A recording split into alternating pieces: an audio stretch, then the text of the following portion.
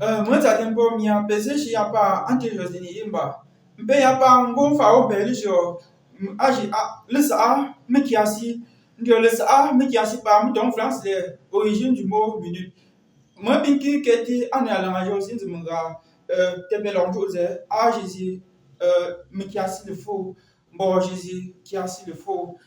Manga kiasi pa mi don France les minutes. Bien que me kiasi a mi don France les minutes. La mienne de yemba, on qu'on le donge, ndoro me kiasi, donge, ndombo kiasi, donge, fisi, asingo, ata kiasi. Moi, pinkingo, ya pa, ngo fara li kete, a mon, an la pa, moi, choumo la, bete bel on jose, le sa, a kiasi, po, le sa, me kiasi, a ne lanjo, pa. Moi, pinkingo, ya pa, ngo lo, a flan si chou, nse pa mo po, chose, mla mi, munga, moi, le lo, yemba, ikete chou, bo, mo po, toujours, pa.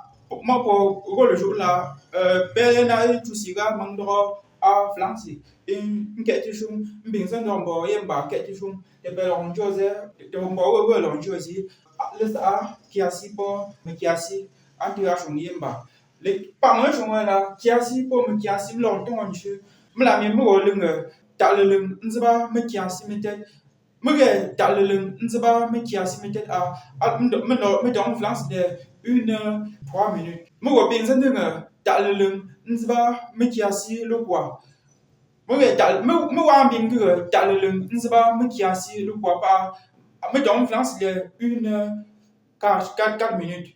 Me zan me le quoi. Nzaba, me qui a si, nous moi. Me le quoi. Nzaba, me qui a si, nous moi pas. Me dans France de 11 minutes. Me qui a si le four, qui a si le four. Moi, bien qu'il y a pas de paix pour Joseph, mon bon, de pour mon damné. Et comme je le disais, aujourd'hui, nous allons voir l'origine du mot kiasi et mikiasi. Et on utilise ça pour lire dans la langue Imba. À la fin, on va utiliser ça pour lire et vous allez voir. Et kiasi, c'est la minute. Mikiasi, c'est les minutes. Comme je viens de dire ça en français. Et on va rapidement expliquer. Je vais expliquer en français et vous allez voir. Dans la langue Imba, pour savoir l'origine de ce mot-ci, nous allons simuler un dialogue. Et on va simuler 2 dialogues. Voici le premier dialogue qui est sur le tableau que vous voyez là. On va ensuite faire un deuxième dialogue. Comme voici le premier, on va d'abord commencer par ce dialogue. Dans ce premier dialogue-ci là, nous avons Pak Namfa qui est le père de Kenfak, puisque ici Kenfak va répondre à son père. Donc, on a dans le dialogue Pak Namfa qui signifie ici papa Namfa et Kenfak qui signifie en français Kenfak. Le père Namfa est le père de Kenfak et le père Namfa va envoyer Kenfak faire une tâche ou bien faire un travail en mettant la pression sur Kenfak. Voici donc le dialogue qui en découle. Ici, on a le père Namfa. Le père Namfa dit Kenfak, moi si Ndingalung, comme Kabalungza, Ngonya, qui signifie Kenfak, je suis en train d'être en retard à la réunion. Par mon agent de la tontine, tu peux donner. Kenfak, à son tour, dit ceci. Papa est à colère, qui signifie papa que quoi? Parce que Kenfak n'a pas compris, comme son père vient de lui dire, par mon agent de la réunion, tu peux donner. Et Kenfak dit ici, papa est colère, papa que quoi? Et maintenant, et par Namfa dit, Nge uko, Nkawalungza, Ngonja. Ça, c'est ce que le papa Namfa vient de répondre. Nge uko, Nkawalungza, Ngonja, qui signifie que tu prends mon argent de la tontine, tu peux donner. Et Panamfa enchaîne en disant, et Panamfa, il continue en disant, Hanzing, Mrou, Ndingalung, qui signifie marchez vite, je suis en train d'être en retard. Et ici, on a Panamfa qui répond encore, qui termine son monologue, parce qu'ici, à partir d'ici, Panamfa enchaîne seulement. C'est toujours le dialogue, mais ça, la petite partie, c'est une sorte de monologue. Bon, il enchaîne simplement. Et Panamfa dit, moi, je me dis ici. Notre métier ici signifie plusieurs choses. Dans notre contexte, le parent est en retard à la réunion et il donne son argent de la réunion à son fils Kenfak pour que Kenfak parte donner à la réunion. Sauf que quand le parent dit la première fois à son fils d'aller donner son argent de tontine à la réunion, Kenfak n'a pas compris et son père lui a répété la même chose en mettant la pression sur lui. Parce que la dernière phrase ici, c'est pour mettre la pression sur quelqu'un. Ici. Quand il dit ici, ça signifie j'ai craché par terre. Ou je viens de cracher par terre. Et ça signifie aussi je te donne moins d'une minute. Ou je te donne quelques secondes. Ici.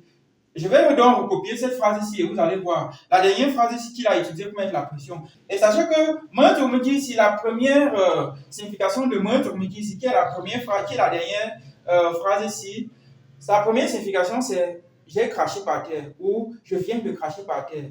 Or, dans notre contexte, ça signifie aussi je te donne quelques secondes ou je te donne moins d'une minute. Nous avons cette phrase ici, ici. Voici un deuxième dialogue que je viens de mettre sur le tableau, toujours dans le même contexte. Dans ce dialogue ici, on a affaire à Maman Donfak. Ici, Maman Donfak, ici c'est Maman Donfak, Maman Donfak. Et Maman Donfak est la mère de le Mongo. Et bon, qui en français le Mongo. Donc, Maman Donfak est la mère de le Mongo. Et maintenant, dans ce dialogue-ci, Maman Donfak est en train de mettre la pression sur son fils, le Mongo, qu'il a épuisé de l'eau pour qu'elle prépare avec, puisqu'elle a mis la marmite au feu. Et voici le dialogue, on va lire et vous allez voir. Maman Donfak dit, le Mongo, qui signifie le Mongo va puiser de l'eau, je prépare avec. Et on continue le dialogue. Le Mongo, on vient de le parler et il va répondre ici. Le Mongo va répondre. Maman, nge akole, qui signifie maman, que quoi? Maman, nge akole. Et maintenant, Maman Donfak va enchaîner ici, puisqu'elle est en train de le mettre la pression. Elle dit ici, nge ukruti, nge ntunsi, mengdok, ndalekun. Que tu cours, tu vas puiser de l'eau, je peux pas avec. Maintenant, Maman Donfak enchaîne encore en disant Hanzing, qui signifie marcher vite. Hanzing, marcher vite.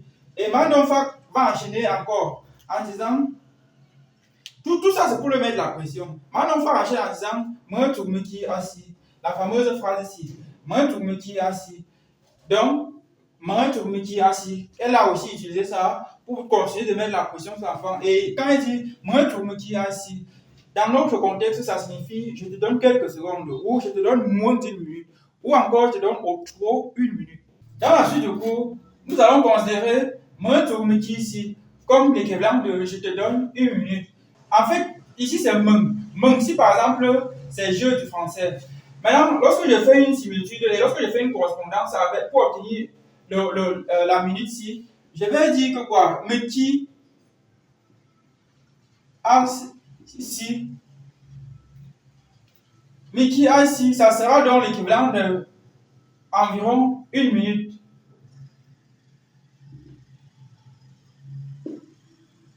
Vous voyez, mais qui ici, c'est l'équivalent de sensiblement. Ici, c'est sensiblement, hein, c'est pas équivalent. Parce que comme je vous ai dit que sensiblement, c'est pas équivalent. Bon, pour ceux qui ont fait les mathématiques, ils savent ce symbole. Mais qui a ici, ça signifie sensiblement une minute. J'ai extrait ça d'ici, de la phrase qui dit je te donne une minute. J'ai extrait mais qui a ici et je le fais correspondre à sensiblement les une minute.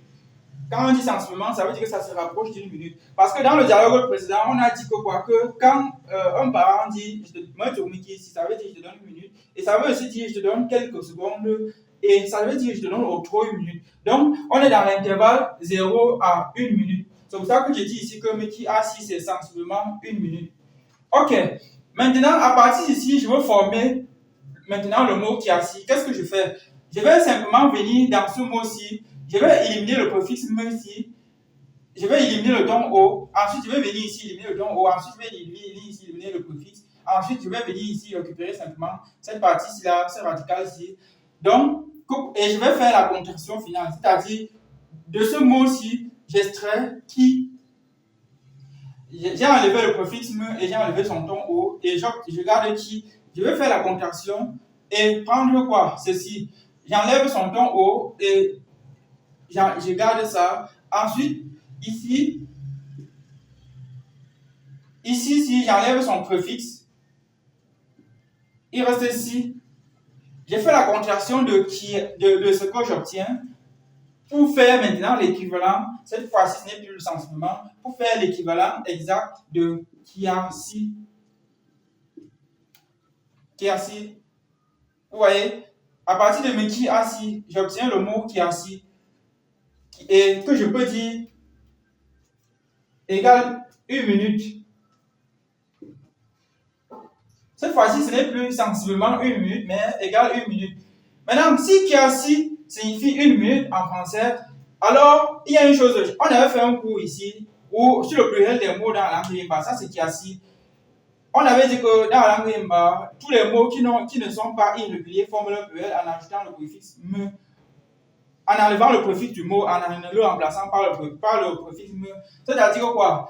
Dans la langue Yimba, le mot alunga, par exemple, alunga, si, pour former son pluriel, c'est un mot régulier. Pour former son pluriel, on enlève seulement le préfixe, on remplace par me, et ça devient melunga. Et dans la langue Yimba, le mot to, par exemple, to, c'est la pierre. Ce mot-ci n'a pas de préfixe personnel. Et c'est pour ça qu'on va simplement ajouter le préfixe me pour obtenir me to. Et en Yimba, toujours, un cap, par exemple, un cap. Pour former le pluriel de cap, c'est menkap. Ceci, c'est parce que le préfixe de cap reste pendant la formation du pluriel. Bref, on avait vu le cours sur le pluriel. Et toujours dans le cours sur le pluriel, comme je vous ai dit, tous les mots qui sont réguliers forment le pluriel en ajoutant me, en ajoutant simplement le préfixe me. C'est pour ça que le mot kiasi ici, pour former son pluriel, on va dire me kiasi, qui signifie minute. Voilà, me kiasi, minute. Et on avait fait le cours sur le pluriel des mots. Je vous avais dit comment on forme le pluriel des mots dans la langue Yimba. Et dans ce cours sur le pluriel, je vous avais dit que le cours même était incomplet. Parce que le cours qui est sur YouTube ou sur TikTok, Facebook est incomplet. Le cours sur le pluriel est incomplet. Le cours complet, même j'ai réservé ça aux membres de ma formation. Parce que dans le cours complet, je vous montre comment on forme les mots au pluriel irrégulier. Certains mots au pluriel irrégulier. Et je vous donne aussi la liste des mots au pluriel irrégulier. Donc, dans la formation, vous avez le cours complet. Et le cours traite tous les mots au pluriel régulier et les mots au pluriel irrégulier. Pour ceux qui sont les membres de la formation, vous avez tout ce cours-là. Vous pouvez voir le cours à l'intérieur et voir comment on forme le pluriel de n'importe quel mot dans la langue Yimba. Également, je profite de l'occasion pour vous dire que je mets à votre disposition une formation complète pour apprendre la langue Yimba. Et dans cette formation-là, vous aurez donc tous les cours privés que je réserve rien que pour les membres de la formation. Donc, en fait, c'est ça. Et les cours, la formation est constituée de tous les livres pour apprendre le Yimba et de tous les cours vidéo pour apprendre la langue Yimba, également de tous les fiches de révision pour apprendre la langue Yimba. Donc, je vais à votre disposition une formation complète pour apprendre la langue Yimba. Ok, et cette formation, le lien pour avoir cette formation sera dans la description de cette vidéo ici sur Facebook ou sur YouTube. Et sur TikTok, vous pourrez aller dans le site internet, puisqu'on ne peut pas mettre le lien dans les commentaires. Vous pourrez aller sur le site internet www.apprendreyimba.com pour obtenir la formation. Donc, voilà comment, à partir de notre meki ici, on obtient le mot kiasi qui signifie minute et mekiasi qui signifie les minutes. Maintenant, on va un peu lire l'heure aujourd'hui et vous allez voir. On va utiliser ça pour lire l'heure. Je viens de dire que kiasi, ça signifie minute et mekiasi signifie les minutes. Et voici quelques applications du mot kiasi et mekiasi lorsqu'on veut lire l'heure. Taklelem, nzba, tak kiasi. Taklelem, nzba, tak kiasi qui signifie une heure, une minute. Et ici, qu'est-ce qu'on a? On a meleng le quoi? Nzba, mekiasi, ntomzemo, qui signifie 4 heures 11 minutes. Meleng le quoi? Nzba, mekiasi, ntomzemo. Et que voilà. Et ici, on a quoi? On a meleng le hum, nzba, mekiasi, mehum da, qui signifie 10h50. Meleng le hum, nzba, mekiasi, mehum da, 10h50. Vous voyez que voilà ça. Vous voyez qu'ici, on utilise pour lire l'heure. Et bon, pour ceux qui veulent savoir ce mot-ci, nzba signifie on ajoute, auquel on ajoute, ou en plus. Ce mot est utilisé pour lire. On peut aussi remplacer ce mot par ça. On peut aussi dire, on dit talelum, takiasi, qui signifie juste à ajouter. À partir d'ici, vous pouvez voir déjà en quelque sorte, comment on lit le en Yemba. Et sachez que le principe de lecture de l'heure dans la langue Yemba, pour lire le en Yemba, on utilise deux formats. Soit on utilise le format 24 heures, comme j'ai utilisé aujourd'hui, soit on utilise le format 12 heures. Et pour la lecture de l'heure, le cours réservé à la lecture de l'heure dans la langue Yemba, est réservé aux membres de ma formation. Donc, si vous voulez apprendre, si vous voulez savoir maîtriser comment on lit l'heure dans la langue Yemba, cette formation que je mets à votre disposition vous permettra de lire sans problème. Parce qu'aujourd'hui, ce n'était pas un cours sur la lecture de l'heure. Là, c'était qu'une application. Et certains pourront à partir d'ici se dire qu'ils maîtrisent déjà la lecture de l'heure. Sauf qu'il y aura des moments où, pendant la lecture de l'heure, on va utiliser certains mots comme encore autre.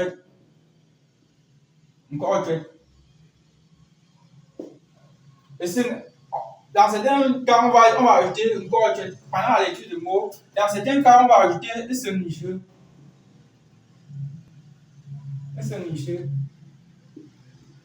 Bref, selon le format, selon les circonstances, il y a une manière pour lire le en Yemba. Il y aura des cas où on va ajouter un nicheux, il y aura des cas où on va ajouter encore autre. Et il y aura même des cas où on va ajouter un nicheux. Il y a un principe pour lire le en Yemba. Ce principe-là, j'ai que réserver ça aux membres de ma formation. Donc, il n'y aura pas un cours sur la lecture de l'heure. Même si je fais un cours sur la lecture de l'heure, ça sera que pour donner certains détails pour que les membres de la formation la maîtrisent parfaitement. Si vous avez une question sur le cours d'aujourd'hui, je vais vous répondre dans les commentaires. Je précise. Voilà, c'est tout pour aujourd'hui. On se dit à très bientôt pour ceux qui sont abonnés. Bye!